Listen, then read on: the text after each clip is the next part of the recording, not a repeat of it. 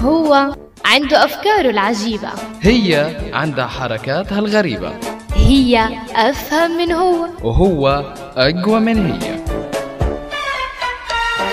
هي وهو حوار بلا نهاية، هو وهي جدال بلا نهاية.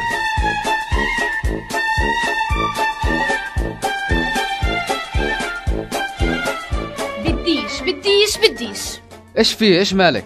أبو العريف حب يستعجل بالعرس، قال ببعت لي رسالة على الجوال إنهم حددوا ميعاد العرس وبيطلع بنص رمضان، كل هذا عشان يرضي أمه. طب وين المشكلة إنه أمه ترضى عليه؟ بعدين برمضان ولا بغير رمضان عادي، بالنهاية كله زواج وعرس واحد. اطلع من وجهي لا تسكر الباب، مش ناقصاك أنا بقول لك بحاجة الصلاة بنص رمضان، كيف بدك يعني أتجوز؟ كيف بده يكون العرس؟ كيف بدهم يجوا الناس على العرس؟ فهمني. الخطيب قال بديش إياه. أي والله يا شيخ إنه خطيبك منيح وبن حلال، بعدين أنا مش عارف وين المشكلة، بنفطر الناس عنا وبنكسب أجرهم وبعديها ضلك في الصلاة إن شاء الله لل3 في الليل. ولا اطلع من غرفة، اطلع، قال بشكيلك لسه، ولك بنفعش العرس، بعدين ليش ما يستنى لبعد رمضان؟ شو بيصير؟ الزلمة مضغوط لتمثيله عذر، بعد رمضان عنده شغل، بعدين تعال أقول لك، مش إله زمان خاطبك.